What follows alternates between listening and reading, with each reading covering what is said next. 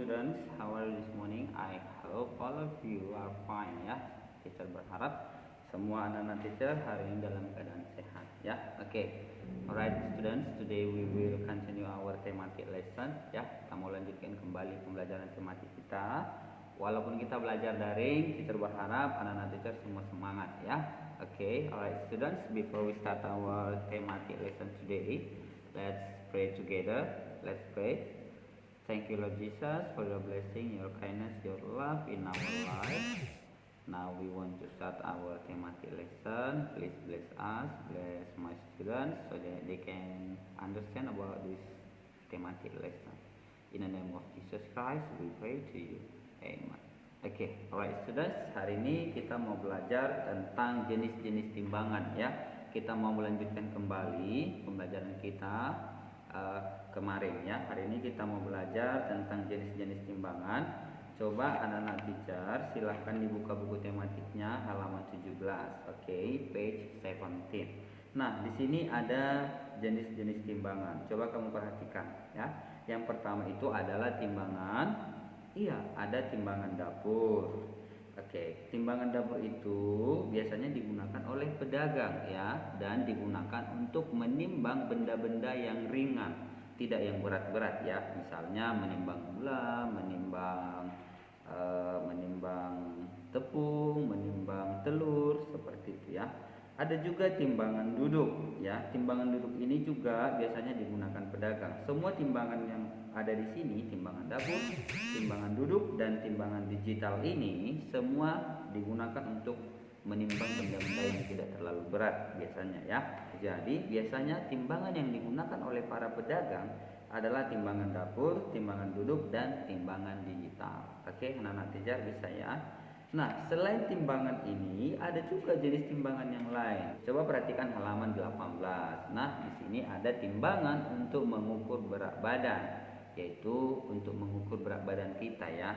Misalnya ada timbangan berat badan. Nah, timbangan berat badan ini digunakan untuk mengukur berat badan manusia. Misalnya kita ingin mengukur berat badan kita, maka kita menggunakan timbangan berat badan.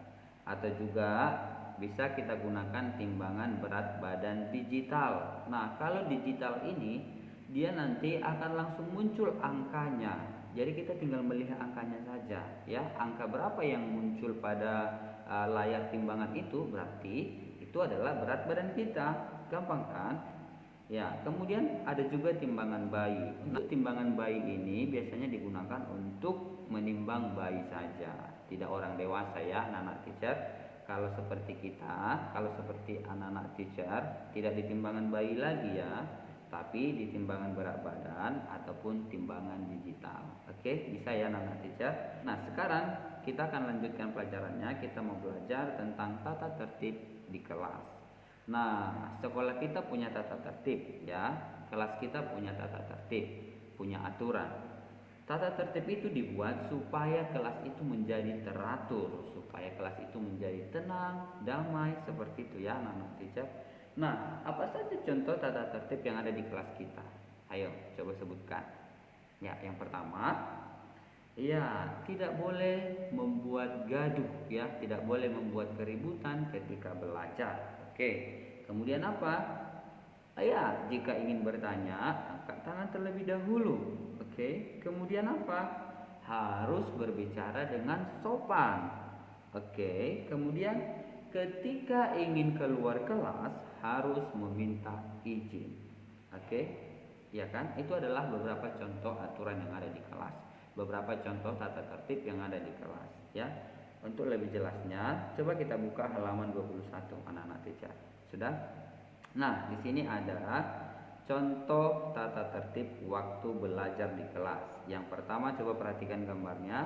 Yang pertama adalah ketika belajar kita tidak boleh gaduh. Gaduh itu artinya membuat keributan ya, mengganggu teman, mencolek-colek teman, memukul teman ya.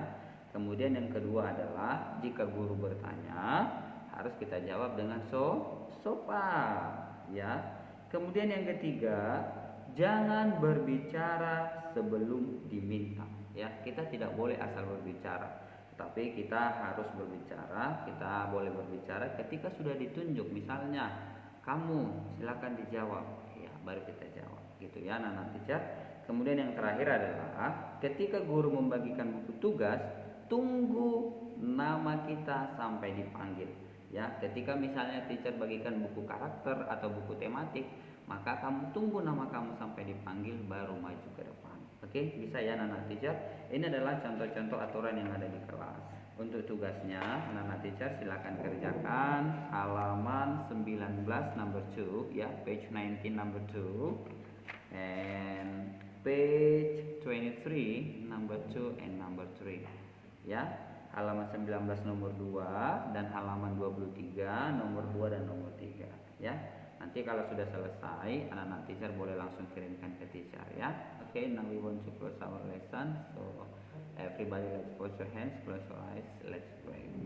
Thank you, Lord Jesus, for your blessing in our life. Thank you for this beautiful morning, Lord Jesus. Now we have finished study. Please bless us and guide us. In the name of Jesus Christ, we pray to you. Amen. Alright, students, see you next time. God bless you. Bye bye.